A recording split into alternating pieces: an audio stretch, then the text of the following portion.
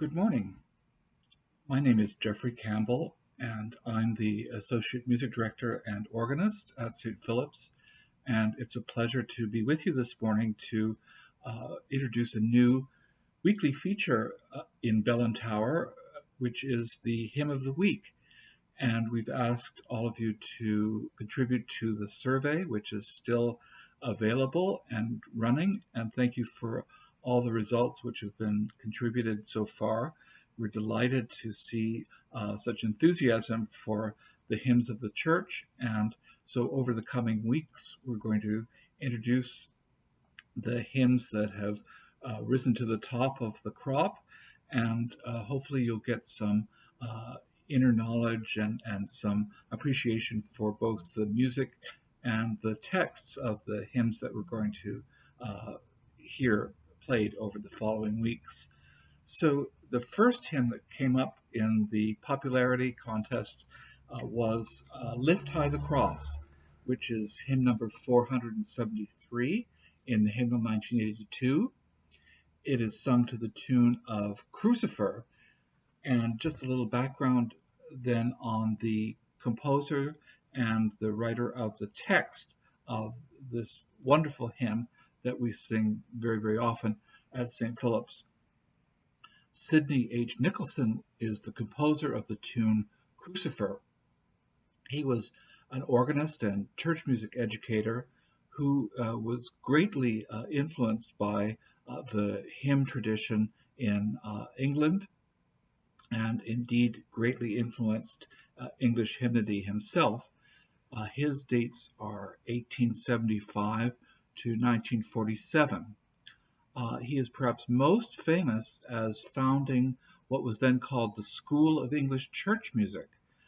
This important institution, which now has branches throughout the English-speaking world, was renamed the Royal School of Church Music in 1945.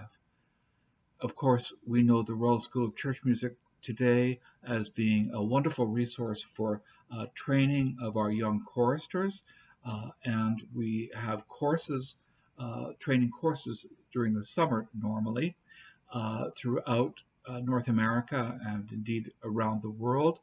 Many of our choristers have been attendees and repeat attendees year after year at several of the courses that are offered in the United States. And so this very important institution was founded by the composer of our tune today, Sir Sidney Nicholson. The text for this hymn comes from the pen of George Kitchen.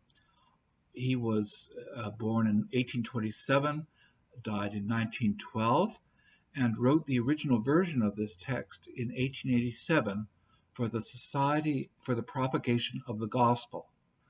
The hymn was originally intended to be used for a festival service in Winchester Cathedral.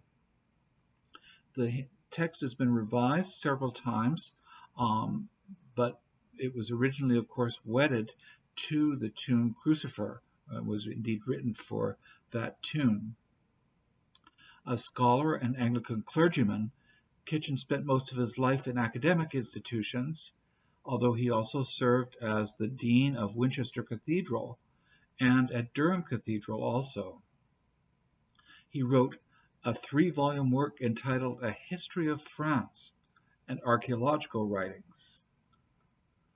So as we move to hear the tune Crucifer sung to Lift High the Cross, I encourage you to join in and sing along. You'll see the text along with the tune, and so you'll be able to sing this wonderful tune, which is really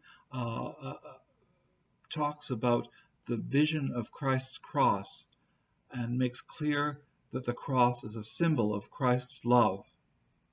Lift High the Cross reveals many implications of Christ's cross. Christ rallies his people behind him, seen in stanza 1 and 2. Christ gathers his people from throughout the world, seen in stanzas 3 to 5.